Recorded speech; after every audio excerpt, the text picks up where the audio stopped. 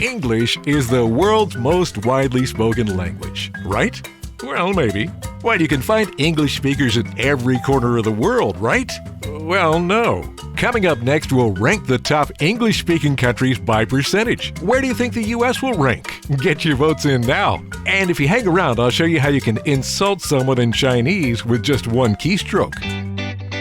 Everyone knows the US and UK are best buds. Oh, sure, we had our differences back in the day, but we realized that was just Britain being Britain. I mean, after all, at one time or another, the British Empire has held territory in close to 100 different countries, which is one reason why today you can go just about anywhere in the world and find some English words on buildings, buses, or t-shirts, and why some roadsides also have English in some parts of Japan, Korea, and China.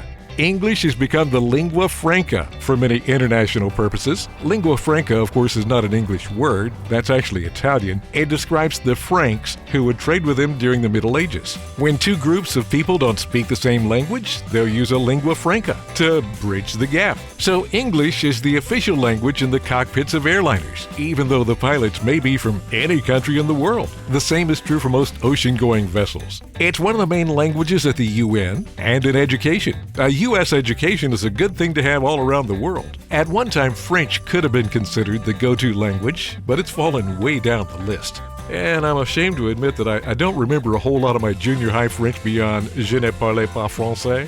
But I have learned a bit of Spanish just by living here in the U.S. Hombre. The reason you'll find English words on signs in public transit in many countries comes down to tourism and the fact that so many people speak English as a second language. In Europe, for example, the Netherlands, Sweden, Denmark, Austria, and Finland all have more than 70% of the people who speak English. Interestingly, English is a Germanic language, but it's only spoken by about 50% of Germans. Also, not very surprisingly, even though the French will often pretend I do not understand, almost 60% of French people actually do speak some English. The US, of course, is the largest English-speaking country in the world. But surprisingly, as a percentage of people who speak English, we're only ranked number 13. That's right, these 12 other countries are statistically more likely to speak English than the US. And I suppose that does make sense. We always have been a great melting pot. But as you can see, Barbados, Gibraltar, the Isle of Man,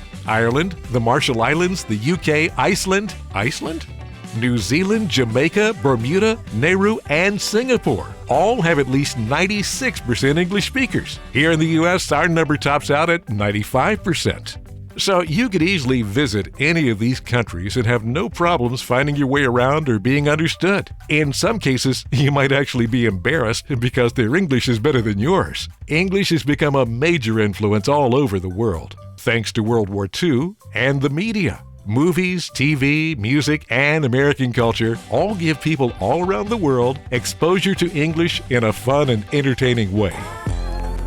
But English is far from being the most spoken language in the world. As you can see by this list, we're only number 3 in numbers of native speakers. Chinese is so far out in front, it could use its own category. Spanish, of course, is a major part of the U.S. language landscape these days. Spain spread their language with ships and guns just like the English. But the Spanish-American invasion we're having these days has been from Mexico, Central and South America. And check out the rest of this list. These are the 8 countries in the world with over 100 million native language speakers. As we know, not everyone speaks English, of course. In some places, you could go for weeks without encountering a single person who speaks any English. For example, China. 10 million people in China speak English. That's more than the populations of any American city, including New York, Chicago, LA, or Houston. But 10 million is less than 1% of the Chinese population. So China is the least likely place to find English speakers, but that's not really that surprising. But not far behind is one that is kind of surprising, because English is one of the official languages of the Gambia in Western Africa, but less than 3% of the population speak it. Their main language is Mandika. Other countries on this particular list are not very surprising either. When was the last time you met someone from Nepal or Malawi? They each have less than 4% English speakers. Rounding the list up to 5%, we have Colombia, Myanmar, Brazil, and Russia. And these other guys write funny too. Well, I mean, there are also differences in many writing systems compared to ours, which can make transferring between languages a little bit more challenging. Here's some samples of Chinese, Japanese, Arabic, Bengali, Korean, Thai, Greek, and Russian scripts. As you can see, they're all completely different, and they also all don't read in the same direction. English and many other Latin-based languages are left to right, but Hebrew and Arabic are right to left. And Chinese, Japanese, and Korean, they can be read top to bottom or left to right. Of course, you can use a translator on your phone these days, and that often works pretty well. But there's a new lingua franca that's edging out English.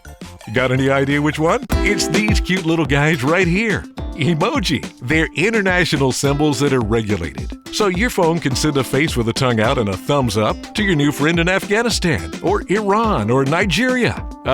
Wait a minute. Thumbs up is considered rude and offensive in those countries. Well, then let's just use a hand waving to say so long to your pal in Beijing. Oh, wait a minute. Using that particular emoji is the same as saying you don't want to be friends anymore. Well, pooh!